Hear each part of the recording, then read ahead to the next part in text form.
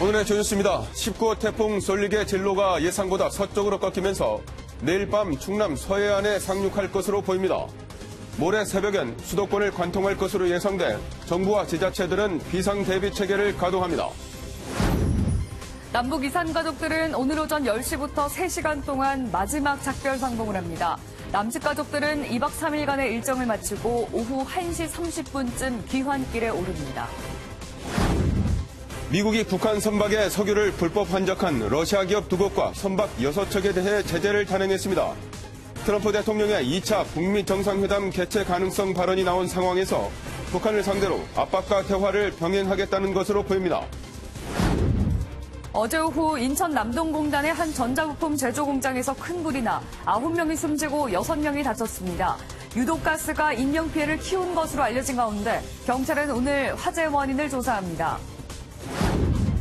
경북 봉화군의 한 면사무소에 70대 귀농인이 역청을 난사해 공무원 2명이 숨지고 1명이 크게 다쳤습니다.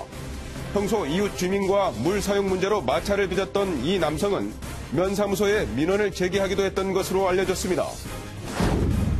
자카르타 팔렘방 아시안게임에서 대한민국 선수단이 펜싱과 태권도, 레슬링에서 3개의 금메달을 추가했습니다. 오늘은 레슬링과 남녀 펜싱 단체전, 역도 등에서 금메달 수확에 나섭니다. 제19호 태풍 솔릭이 현재 제주도에 근접하고 있습니다. 제주도를 시작으로 내일은 태풍의 영향이 수도권까지 확대되는 만큼 피해가 발생하지 않도록 대비 단단히 하셔야겠습니다. 정수정 기자입니다. 태풍 솔릭은 현재 제주도 서귀포 남동쪽 먼바다에서 차츰 올라오고 있습니다. 벌써 오늘 새벽 430km 부근 해상까지 접근해 오후 3시쯤에는 240km까지 다가옵니다. 내일 오후에는 서해안으로 올라가 이후 서울을 지나 모레에는 속초 쪽으로 이동이 예상됩니다. 특히 태풍 진로가 서쪽으로 꺾이면서 내일 밤에는 충청 해안에 상륙합니다. 태풍이 바다 위를 이동하는 시간이 길어지면서 충청도에 상륙하기 때문에 충청은 물론이고 수도권도 더 강한 태풍의 영향권에 들 수밖에 없습니다. 태풍은 내일부터 전국에 강한 비바람을 몰고 옵니다. 서울과 경기, 강원, 충남, 전북이 50mm에서 많게는 150mm까지 비가 내립니다. 또 경북과 충북, 울릉도에도 30에서 80mm의 비가 예고돼 있습니다. 태풍 솔릭은 모레까지 우리나라에 영향을 줄 것으로 예상됩니다.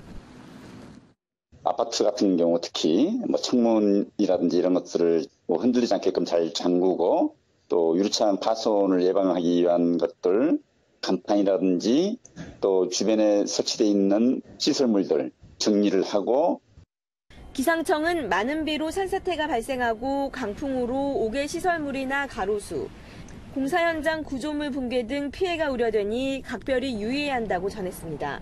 MBN 뉴스 정수정입니다.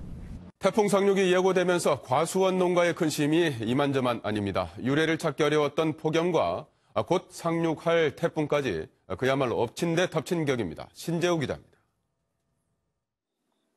빨갛게 익어야 할 사과가 군데군데 노란색으로 변해 있습니다. 일부 사과는 정상적으로 크지 못하고 성장이 멈춰버렸습니다. 40일 넘게 이어진 폭염에 따른 일소 피해를 당한 겁니다. 이 농장에서 열리는 사과는 1000개 정도 되는데요. 그중 200개는 일소 피해로 상품 가치를 잃었습니다. 여기에 태풍 상륙까지 예보되면서 농민들의 마음은 더욱 타들어갑니다. 예보대로라면은 이 태풍이 오므로써 가뜩이나 힘이 든 데다가 태풍까지 오면서 큰 피해가 낼까 참 상당히 큰 걱정이 앞섭니다. 배를 키우는 곳도 사정은 마찬가지입니다. 폭염으로 이곳 배의 성장은 예년보다 20% 가까이 줄어들었습니다. 바람에 나무를 잡아줄 장치가 있지만 태풍 피해까지 막아줄지 걱정만 앞섭니다. 방풍망을 다 돌리려면은 비용이 꽤 들어가고 하니까 좀 그런 거를 하루아침에 또 지금 내일 모레 온다 그러는데 할 수는 없고. 올해 폭염으로 피해를 입은 전국 농지의 절반은 과수 지역이 차지할 정도로 과수원들은 폭염 피해의 직격탄을 맞았습니다. 여름 폭염에 곧 다가올 태풍까지 올해 과수 농가는 마음 놓을 겨를이 없습니다. MBN 뉴스 신재우입니다. 어제 이뤄진 이산가족 상봉 중 특히 눈길을 끄는 건 취재진 없이 가족끼리만 만나는 개별 상봉이었습니다.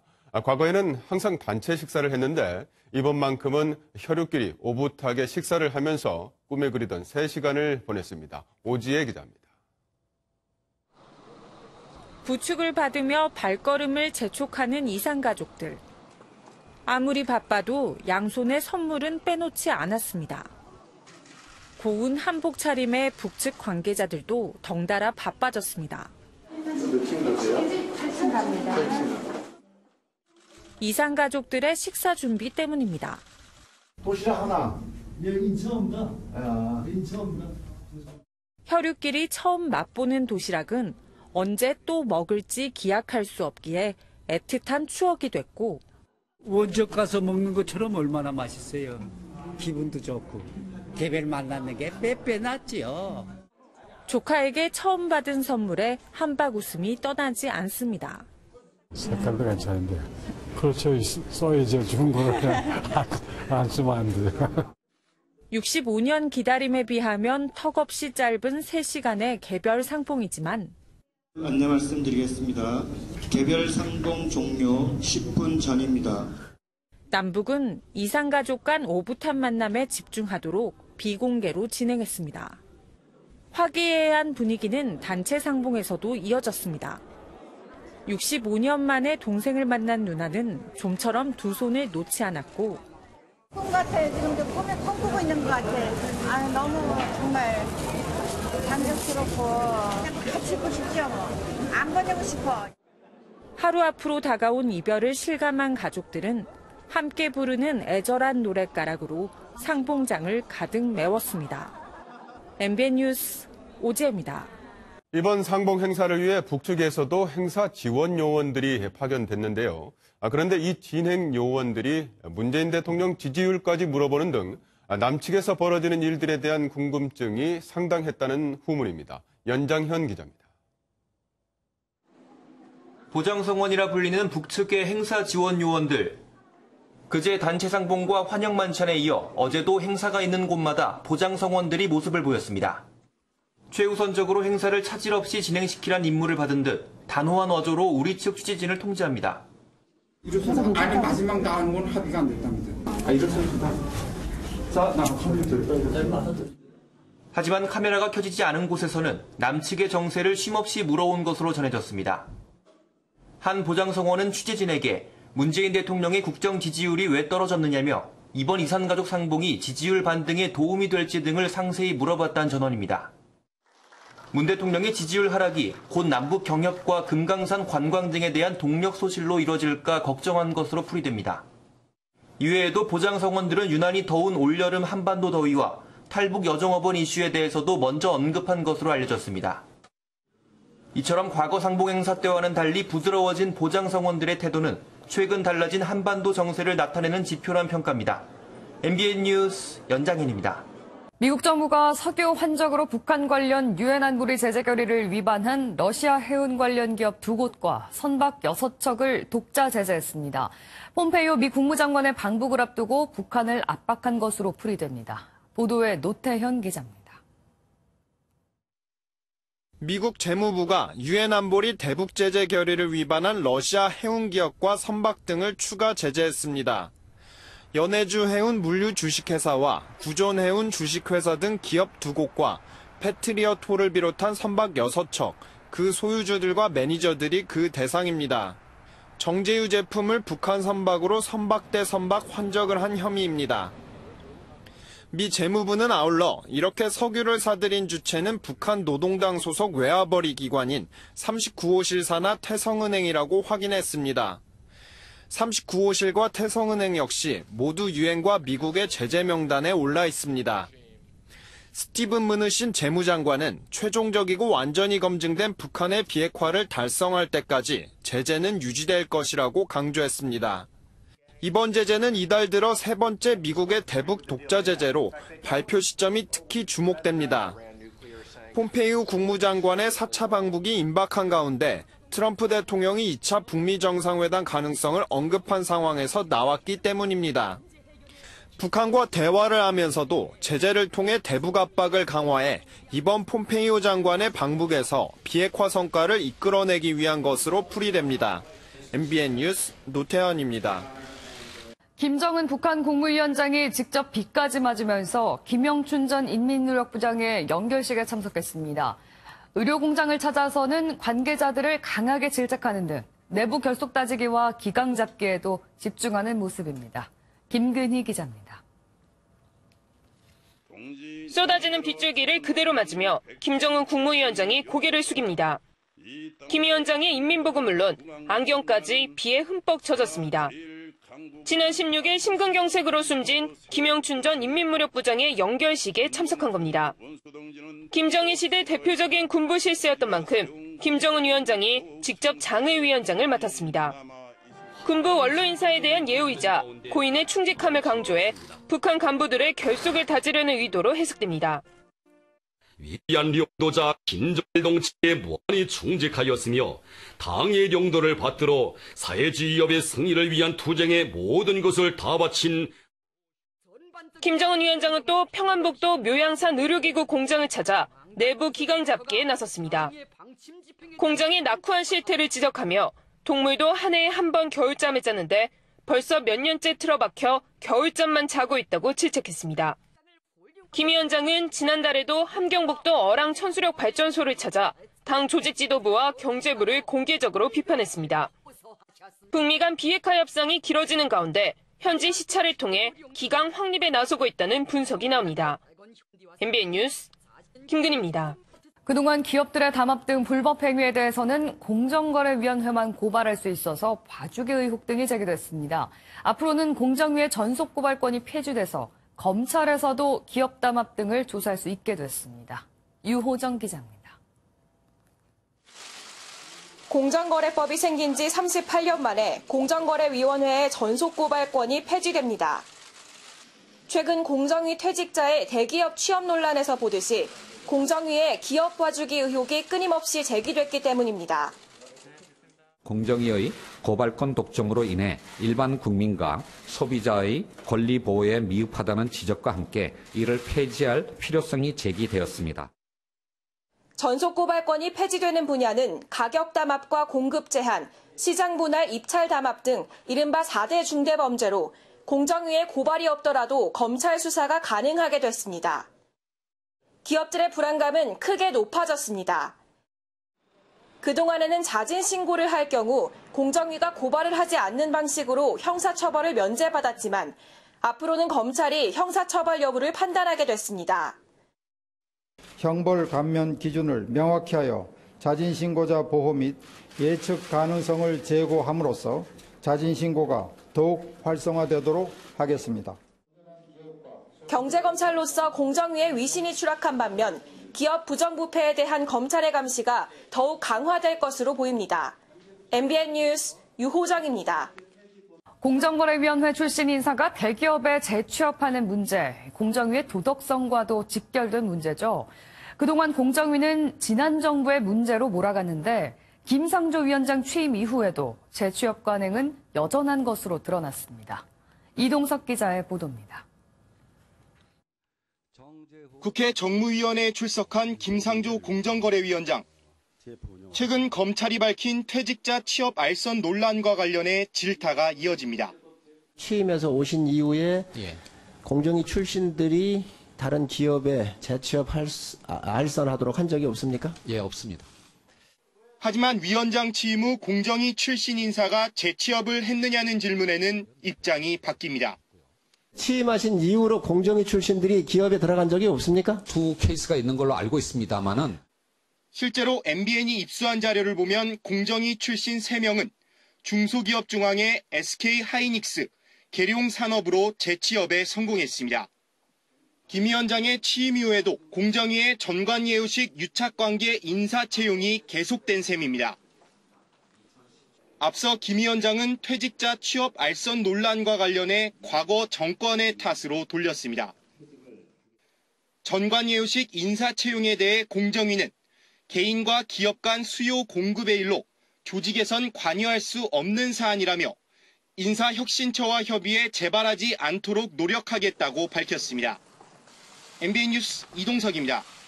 인천 남동공단에 있는 전자부품 제조공장에서 큰 불이 나서 9명이 숨지고 6명이 다쳤습니다. 경찰과 소방당국은 오늘 합동 감식을 진행해서 정확한 화재 원인 등을 조사할 예정입니다. 조일호 기자입니다. 공장 창문으로 연기가 끊임없이 뿜어져 나오고 소방대원들이 연신 물을 뿌려댑니다. 어제 오후 3시 40분쯤 인천 남동공단 4층에 입주한 전자제품 제조회사에서 불이 났습니다.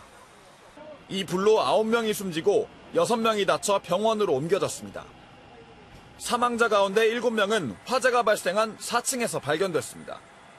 불길은 4층에 있는 전자회로 기판 검사실 천장에서 시작된 것으로 추정됩니다. 소방대원들은 신고 4분 만에 현장에 도착했지만 공장 내부에 가득한 인화물질 때문에 불길이 급속히 번져 2시간 만에야 진화됐습니다. 특히 유독가스가 많이 발생해 인명피해 규모가 컸던 것으로 알려졌습니다. 경찰과 소방당국은 오늘 오전 10시 합동감식을 진행해 정확한 화재 원인과 스프링클러 작동 여부 등도 함께 조사할 예정입니다. MBN 뉴스 조일호입니다. 경북 봉화에서는 70대 남성이 면사무소 등에서 총기를 난사해 공무원 2명이 숨지고 주민 1명이 다쳤습니다.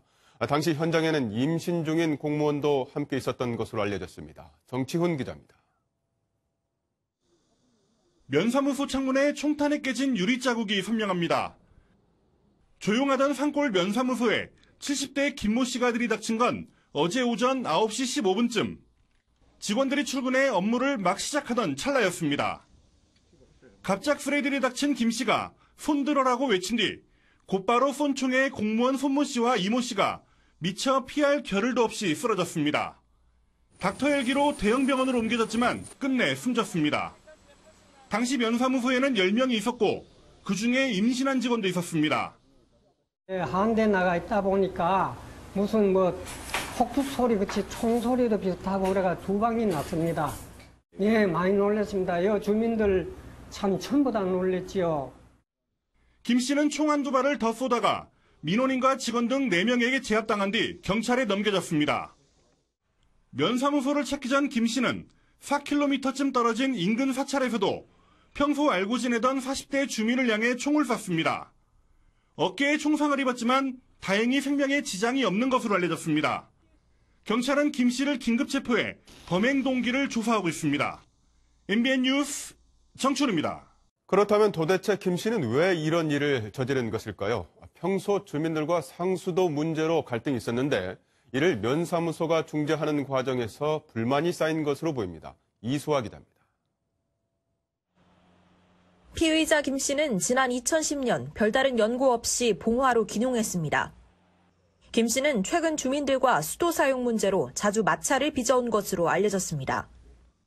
간이 상수도를 다른 세 가구와 함께 사용하는데 최근 가뭄 등으로 물이 제대로 나오지 않자 다툼이 있었다는 겁니다. 특히 이번 사건에서 어깨 총상을 입은 40대 주민과 갈등이 깊었던 것으로 보입니다. 열흘 전쯤에는 관련 문제로 민원을 제기하고 면사무소에 직접 찾아온 것으로 드러났습니다. 면사무소에 그 상수도 문제로 이웃 주민하고 상수도 문제로 이제 전화를 했었고요.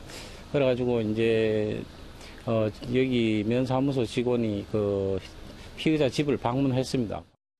범행에 사용된 엽총은 파출소에서 반출됐습니다. 김 씨는 사건 당일 오전 유해 조수 구제용으로 용도를 속여 신고한 뒤 총을 가져간 것으로 확인됐습니다. 경찰은 김 씨가 계획된 범행을 저질렀을 가능성을 염두에 두고 조사를 진행 중입니다. MBN 뉴스 이수아입니다. 과천 서울대공원 토막살인 사건의 피의자가 시신이 발견된 지 사흘 만에 검거됐습니다. 피의자는 안양에서 노래방을 운영했고 피해자는 손님인 것으로 알려졌습니다. 윤지원 기자입니다.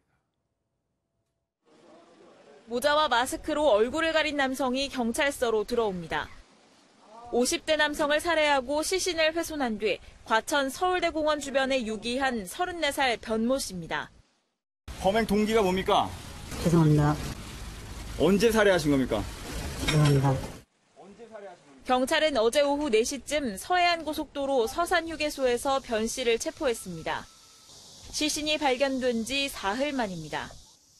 변 씨는 시신을 유기할 당시 자신의 차량으로 이동했고 검거 당시에도 이 차량을 몰고 있던 것으로 알려졌습니다. 피해자의 최종 행적과 사체 위장소의 CCTV를 분석해서 검거했습니다. 변 씨는 경기도 안양에 있는 노래방을 운영하는데 손님으로 온 피해자와 도우미 문제로 말다툼을 벌이다 범행을 저지른 것으로 알려졌습니다. 경찰은 변 씨를 상대로 자세한 사건 경위를 조사하고 있습니다. MBN 뉴스 윤지원입니다. 밤사이 사건 사고 소식입니다. 어젯밤 중부 내륙 고속도로에서 화물차와 앞서가던 차량 4대를 들이받아 한 명이 숨졌습니다. 전북 김제에서는 공장에서 불이 나는 등 화재도 잇따랐습니다. 임성재 기자입니다.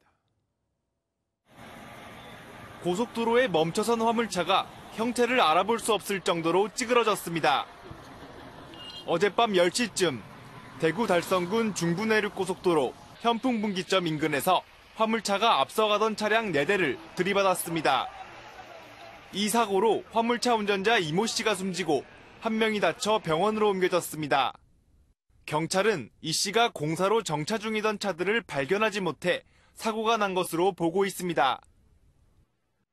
중부 내륙고속도로 상행선 충주분기점 부근에선 11톤 화물차가 22톤 화물차를 들이받았습니다. 경찰은 11톤 화물차 운전자가 졸음운전을 했을 가능성에 무게를 두고 정확한 사고 경위를 조사하고 있습니다. 갓길에 세워진 승용차 위로 시뻘건 불길이 솟아오릅니다. 어제 저녁 7시쯤 전북 장수군의 한 국도에서 67살 최모 씨가 몰던 소나타 하이브리드 승용차에서 불이 났습니다. 소방당국은 엔진 쪽에서 불이 시작됐다는 최 씨의 진술을 토대로 정확한 사고 원인을 조사하고 있습니다. 어젯밤 9시 40분쯤에는 전북 김제시의 한 건축자재 공장에서 불이 나 2시간 만에 꺼졌습니다. 공장 3동이 타고 건축자재 등이 타는 등 9억 5천여만 원의 재산 피해가 났습니다. 어제 저녁 6시 반쯤에는 부산 초량동의 한 공사 현장에서 불이 나 시민들이 대피하는 소동이 빚어졌습니다. MBN 뉴스 임성재입니다. 이재명 경기지사의 여배우 스캔들 당사자인 배우 김부선 씨가 오늘 경찰에 출석합니다. 그동안 갈비뼈 부상과 강아지와의 이별 여행 등으로 경찰 출석을 미뤄왔었는데 김 씨는 그동안 제기된 각종 의혹에 대해서 조사를 받게 됩니다. 김종민 기자입니다.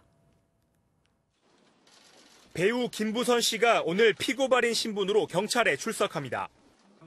지난 6월 이재명 캠프 가짜뉴스 대책단이 김 씨를 허위사실 유포 혐의로 고발한 데 따른 겁니다. 6.13 지방선거를 앞두고 김영환 전 바른미래당 경기지사 후보가 이재명 경기지사와 김부선 씨의 스캔들 의혹을 제기했고 김 씨도 이를 인정했습니다. 경찰은 김 씨를 상대로 이 지사와의 스캔들 의혹과 관련해 여러 가지 사실관계를 확인할 방침입니다. 앞서 경찰은 이번 사건과 관련해 김 전 후보를 피고발인 신분으로 공지영 작가와 주진우 기자 등을 참고인 신분으로 각각 조사했습니다. 경찰은 김영환 전 후보 측이 이 지사를 상대로 공직선거법 위반 혐의 등으로 고발한 사건도 함께 수사하고 있습니다. 결정적 정황 증거는 산처럼 쌓여 있다고 생각합니다. 김부선 씨, 이재명 씨의 문제라든지. 한편 김 씨는 경찰 출석을 앞두고 자신의 SNS에 정치인들에게 김부선의 인권은 없었다며 이 지사를 향해 법정에서 만나자는 말을 남겼습니다. MBN 뉴스 김종민입니다. 일제 강제징용 소송 지연 의혹과 관련해서 김기춘 당시 대통령 비서실장이 2차 공관 회동을 가진 것으로 알려졌습니다. 청와대와 사법부는 물론 기존에 알려진 외교부와 법무부, 여기에 안전행정부 장관까지 참석한 정황이 MBN에 포착됐습니다. 김순철 기자가 단독 보도합니다. 지난 2013년 김기춘 당시 대통령 비서실장은 강제징용 소송과 관련해 차한성 법원 행정처장 등을 공관으로 불렀습니다. 김 실장은 재판을 지연시키거나 전원 합의체로 넘겨 판결을 뒤집어달라는 요구를 한 것으로 조사됐습니다. 그런데 이듬해 10월 재판 지연 후속 조치가 논의된 2차 회동이 있었던 것으로 전해졌습니다. 인원도 전보다 늘어난 것으로 검찰은 보고 있습니다. 당시 윤병세 외교부 장관과 황교안 법무부 장관뿐만 아니라 박병대 법원 행정처장과 조윤선 청와대 정무수석 등도 나온 것으로 알려졌습니다. 그런데 MBN 취재 결과 정종섭 당시 안전행정부 장관도 동석한 정황을 검찰이 포착한 것으로 확인됐습니다. 사법부와 행정부의 고위 관계자가 재판 지연을 논의했다면 삼권 분립을 어겼다는 비난은 피하기 어려워 보입니다.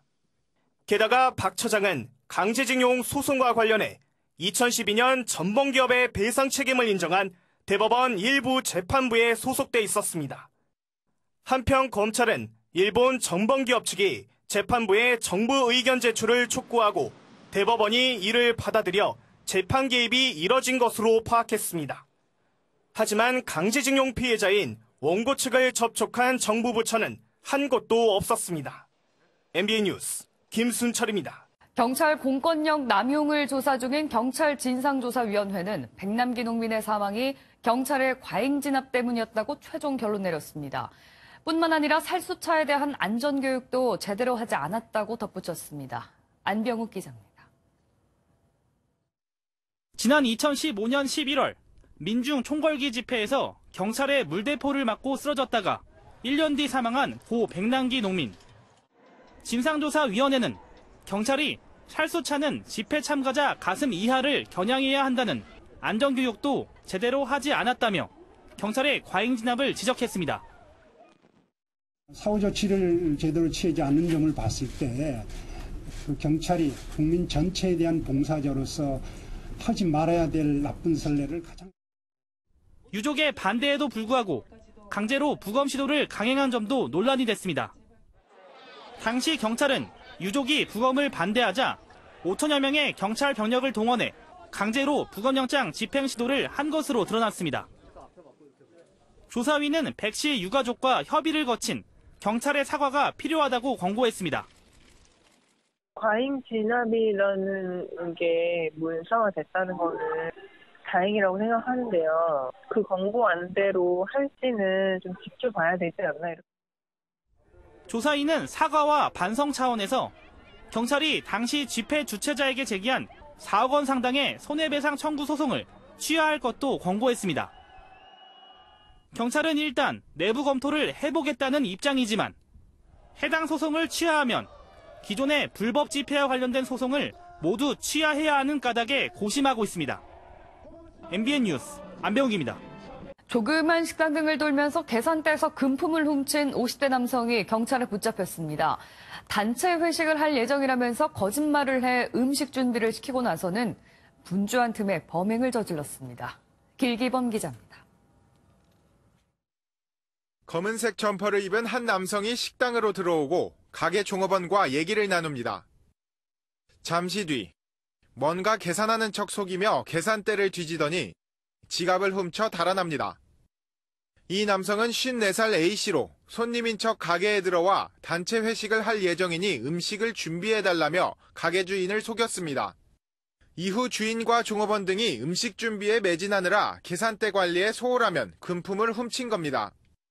종업원이 적어야 범행이 쉽다는 점을 노려 A씨는 주로 골목길에 있는 작은 식당을 노렸고 지난해 9월부터 1년 동안 54차례 범행을 저질러 5천만 원 상당의 금품을 가로챘습니다. 경찰 추적을 피하기 위해 서울과 부산, 충북 등 전국을 돌며 범행했는데 경찰의 CCTV 분석 끝에 강원도의 한 찜질방에서 붙잡혔습니다. 일정한 주거 없이 혼자 생활하면서 숙식을 해결하고 유흥비 마련을 위해 범행하였다고 합니다. 경찰은 A씨를 상습절도 혐의로 구속하고 소규모 음식점에서는 소지품 관리 등에 유의해달라고 당부했습니다. MBN 뉴스 길기범입니다. 대출 실적을 쌓게 해주면 추가로 이자를 제공한다는 이른바 인센티브 대출 들어보셨습니까? 금융기관 직원을 사칭해서 이런 사기 행각을 벌인 20대 남성이 경찰에 붙잡혔습니다. 권용범 기자입니다. 출입 중에 정장을 입은 남성의 사진과 이름이 보입니다. 언뜻 봐선 진짜 같지만 20대 정모 씨가 만든 가짜 출입증입니다. 저축은행 중앙회 직원을 사칭한 정 씨는 대출 실적이 필요하다며 대출을 받아 돈을 보내면 10%를 더 얹어주는 인센티브 대출을 피해자에게 제안했습니다. 대출 원금이나 이자 부분은 본인들이 부담을 한다. 실적만 필요한 거니까 사실 혹할 수밖에 없는 그런 상황이었고 사실. 주로 20대 후반 사회초년생을 대상으로 지난 2016년부터 140여 명에게 뜯어낸 돈은 무려 68억여 원. 조사 결과 가로챈 돈은 유흥비와 사설 스포츠 도박 등에 탕진한 것으로 드러났습니다. 정 씨는 피해자에게 돈을 받아 다른 피해자에게 이자를 주는 돌려막기로 자금을 운용하다 피해자들의 고소로 덜미를 잡혔습니다. 마치 본인에게 큰 재력이 있는 것처럼 과시하기 위해 본인 소유의 아파트 또는 토지를 보여주기도 했고. 경찰은 정 씨를 사기 등의 혐의로 구속하고 사건을 검찰로 넘겼습니다. MBN 뉴스 권용보입니다. 문재인 정부의 핵심 경제 공약인 소득주도 성장의 폐기를 주장하던 야당이 청문회 개최를 요구하고 나섰습니다. 이게 맞는 정책인지 따져보겠다는 건데 여당은 모든 걸 소득주도 성장 탓으로 돌린다고 반발했습니다. 박유영 기자입니다. 2017년도 예산이 잘 집행됐는지 따져보는 국회 예산결산특별위원회. 야당은 소득주도 성장 정책에 십자포화를 쏟아냈습니다. 그러나 국가가 기업의 임금 문제까지 관여하겠다는 관치 예산, 국가주의 예산은 반드시 바로잡겠습니다. 한국당은 특히 청와대와 정부의 경제 라인을 대상으로 청문회를 열자고 요구했습니다. 물가가 오르고 고용은 개선이 안 되고 임금은 오르고 이러한 상황의 주범은 소득주도 성장이다. 청문회를 하자. 야당의 공세에 김동연 부총리는 정책의 효과가 나타나기까지 시간이 걸린다며 보완해 나가겠다는 말로 논란을 일축했습니다. 소득주도 성장은 단순히 최저임금 인상뿐만 아니라 제가 생계비 절감이라든지 사회 안전망 구축 다 같이 포함된 어떻게 보면 굉장히 큰 정책의 패키지거든. 김 부총리는 다만 시장과 소통해 기존의 경제 정책들을 수정할 수는 있다며 근로시간 단축을 예로 들었습니다. 여당 역시 야당의 소득주도 성장 폐기 주장을 발목 잡기로 규정하고 정면 대응하겠다고 밝힌 만큼 다음 달 정기국회까지 거친 공방이 계속될 것으로 보입니다. MBN 뉴스 박영입니다. 요즘 20, 30대 청년 취업만큼이나 어려운 게 40대 취업입니다. 20대 때였던 IMF 외환 위기로 취업난을 겪었던 40대 일자리는 지난달 전 연령대를 통틀어서 가장 크게 감소했습니다. 정설민 기자가 보도합니다. 실업급여를 받으려는 사람들 중에 40대를 쉽게 찾아볼 수 있습니다. 대형마트에서 3년간 일했던 이 남성은 허리를 다치는 바람에 일을 그만둬야만 했습니다. 생활비가 막막하니까 이거라도 하고 안 되면 뭐 이동직을 하든지. 40을 넘긴 나이 탓에 새로운 일자리를 구할 엄두가 나지 않습니다. 저는 지금 장사하려고 제가 한쪽 분야에 전문 경력이 있는 건 아니거든요. 지난달 40대 일자리는 1년 전보다 14만 개 넘게 줄었는데 전 연령대를 통틀어 감소폭이 가장 컸습니다. IMF 외환위기 이후 가장 심각한 수준입니다. 20대 때는 IMF로 취업난을 겪었던 40대는 그래서 상실감이 더 큽니다. 오히려 그때는 좀 덜했어요. 왜냐면 그때는 어렸잖아요. 가계의 핵심 소득원이기 때문에 이들의 고용 사정이 약화된 것은 향후 한국 경제에 매우 중요한 문제가 될 수 있다고 생각됩니다. 한국 경제의 허리라고 할 수 있는 40대를 위한 일자리 정책이 필요하다는 지적이 나옵니다. MBN 뉴스 정세민입니다. 국방부가 북한과 상호 간 합의로 비무장지대 내 감시 초소인 GP를 시범적으로 철수하기로 했습니다. 먼저 남북한군이 가장 가까이 맞닿은 곳부터 철수할 것으로 보입니다. 오태윤 기자입니다. 국방부가 4.27 판문점 선언의 이행 차원에서 DMZ 내 GP 10여 개를 시범적으로 철수하기로 했습니다. 현재 DMZ 내 GP는 남측 80여 개, 북측 150여 개 정도가 운용되는 것으로 알려져 있습니다. 송영무 국방부 장관은 군사적 긴장 완화 차원에서 1km 내에 있는 GP를 빼자는 것이라며 북한과 상호 간 철수하는 것이라고 밝혔습니다. 10여 개 내는 10여 개. 이게 시범적으로 하고 나서 확대를 계속 해나가자 하는. 이런 가운데 최근 사회적 이슈로 떠오른 대체복무제 추진을 놓고는 야당 간의 설전이 벌어지기도 했습니다. 한국당 김학용 의원이 대체복무자를 지뢰 제거 업무에 투입하자는 내용을 담은 법안을 추진하겠다고 한 데 대해 바른미래당 하태경 의원이 시대착오적 발상이라고 비판한 겁니다. 군의 과학화 수준 자체를 지금 무시하는 것이고 대체복무를 좀 희화하고 이에 대해 송영무 장관은 지뢰 제거 업무가 하나의 안으로 제기됐는데 위화감이 생기거나 불합리하지 않게 국민이 공감하게 할 것이라고 말했습니다. MBN 뉴스 오태윤입니다. 유원지에 가면 면허 없이도 즐길 수 있는 레저용 전동 차량, 고카트를 아이들과 타는 분들 많은데요. 매년 골절이나 사망 사고까지 잇따르고 있어서 각별한 주의가 필요하다고 합니다. 민지숙 기자입니다.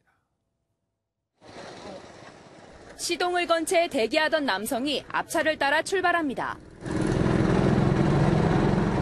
몸이 흔들릴 만큼 빨라지는데 면허 없이도 운전할 수 있는 자동차 고카트입니다. 지난해 7월 주부 김모 씨는 뒤따라 들어오는 카트에 치이는 사고를 당했습니다. 뒤에서 닫은 거예요. 그래서 저는 제 카트와 제 앞 카트 사이에 다리가 껴서 골절이 된 거고. 그런데 그 앞에 어떤 안전 요원도 없었고. 한국소비자원조사 결과 매년 카트 관련 안전사고가 이어지는 가운데 해외에선 머리카락이 바퀴에 감기는 사망사고까지 발생했습니다. 하지만 국내 20개 체험장 대부분 안전관리가 엉망인 것으로 드러났습니다. 안전벨트가 아예 없는 곳이 절반이 넘었고 안전벽이나 도로는 곳곳이 깨져 있었습니다. 문제는 관련 법조차 없어 규제 사각지대에 놓여 있다는 점입니다. 현행법상 시속 30km 이하로 주행하는 전동차만 안전점검 대상이기 때문에 이보다 빠른 고카트는 규제 대상에서 아예 빠져 있습니다. 조사 대상 20개 체험장은 대부분 카트 속도가 30km 이상이어서 전 업체가 유원시설으로 등록되어 있지 않은 것으로 조사되었습니다. 어린아이들도 많이 이용하는 전동차인 만큼 안전규정 마련이 시급하다는 지적입니다. MBN 뉴스 민지숙입니다. 지금 경주에서는 경영학자와 기업인 등 1000여 명이 참석한 가운데 한국경영학회 최대 축제인 제20회 경영학회 통합학술대회가 열리고 있습니다. 이 자리에서 일자리 감소 등으로 소멸 위기에 놓인 도시를 미래형 도시인 이데아시티로 만들어 위기를 극복하자는 제안이 나왔습니다. 심우영 기자입니다. 지난해 경북의 인구는 269만 명. 이 중 5,600여 명이 수도권 등으로 빠져나갔습니다. 농업의 비중이 높은 데다 기업 등 양질의 일자리가 없다 보니 청년층의 유출이 심각한 탓입니다. 일자리 감소와 지방 소멸. 장대환 매경미디어그룹 회장은 미래도시 청사진인 이데아시티를 해결책으로 제시했습니다. 경주와 안동은 문화관광, 포항은 에너지 해양, 경산은 교육 등 도시의 장점과 시민들의 의견을 반영한 특화된 맞춤형 도시를 만들자는 겁니다. 온라인상에서 토론을 하고 거기서 공감대를 엮어서 새로운 스마트시티 이주명을 만드는 것을 저는 이데아시티라고 만들고 있습니다. 다시 말해서 이데아시티는 만들어가는 도시가 되겠고 특히 경북 지역의 기업과 공기업을 유치해 청년층을 끌어당길 양질의 일자리를 만들고 교육, 의료, 문화생활은 물론 지자체가 월급을 주는 시범마을을 만들어 인구를 유입하는 방안도 나왔습니다. 월급 받는 농업인을 만들고 그 제품을 만들고 생산품을 제품을 만들고 판매를 하는 그리고 집도 좀 지어주는 그리고 의료시설이나 교육시설을 넣어줘서 젊은이들 와서 결혼하고 40개 경영 관련 학회가 참가한 이번 학술 대회에서 20년간 학회 발전에 노력한 장대환 매경미디어그룹 회장이 특별 공로패를 수여했습니다. MBN 뉴스 심호영입니다. 다음은 우리나라 안팎의 소식을 모아 전해드리는 화제 영상 순서입니다. 전철이 갑자기 멈춰섰습니다. 무슨 일이 있는 걸까요? 곧 명절인데 고향에 가고 싶었던 걸까요? 미국으로 가보겠습니다. 미국 뉴욕 브루클린에서 포착된 영상입니다. 지하철이 다니는 길인데, 저게 뭔가요? 펜스 안에 염소가 있습니다. 심지어 2마리인데요. 쥐나 쓰레기는 많았어도 염소가 들어온 건 아주 드문 일입니다. 이 염소를 구하느라 지하철 운행은 잠시 중단됐고, 경찰이 염소를 강제로 끌어내고 나서야 운행이 재개됐습니다. 나도 명절에 고향에 가고 싶다. 어떤 초자연적인 현상이 일어날 때 큰 동물의 죽음이 나타나긴 하죠. 이 동물에게 무슨 사연이 있었던 걸까요? 이 해변으로 가보겠습니다. 미국 매사추세츠주에서 포착된 영상입니다. 거대한 고래 한 마리가 죽은 채 이 해변으로 밀려 있습니다. 무슨 사연일까요? 이 항공기로 촬영한 영상을 보니 사람과 차와는 확연히 비교가 될 정도로 엄청난 크기입니다. 이 사체로 발견된 고래 소식에 당국은 급히 해변을 폐쇄하고 조사에 나섰다고 하는데요. 야생보호단체들은 해당 고래가 다른 데서 죽었다가 40km 정도 떠밀려서 이곳으로 왔다고 합니다. 네, 분위기를 확 바꿔보겠습니다. 요즘 반려동물에 대한 소식이 참 많죠. 이 동물은 반려동물은 아니지만 정말 사랑스럽고 키우고 싶네요. 마지막 여행지는 독일입니다. 이 독일의 한 동물원에서 포착된 영상입니다. 지금 보시는 동물 친구들이 바로 레드 판다인데요. 이 2마리의 레드 판다가 새로운 보금자리를 찾았습니다. 나뭇가지 위 이곳저곳을 다니는데 아직 어색한지 낯설어 보이기도 하죠. 자꾸 쳐다보지 말어. 쑥스러워서 볼이 빨개지잖여. 꽤나 높은 나무 위로 올라가는데 이 나무는 판다를 위한 판다 타워라고 합니다.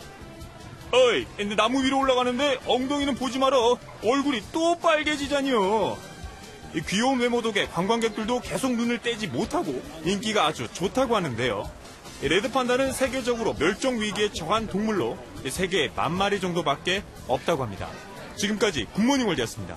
태풍 솔릭이 우리나라로 다가오고 있습니다. 오늘 오전 제주도에서 비가 시작돼 밤에는 남해안, 내일과 모레 사이에는 전국에서 비가 오겠습니다.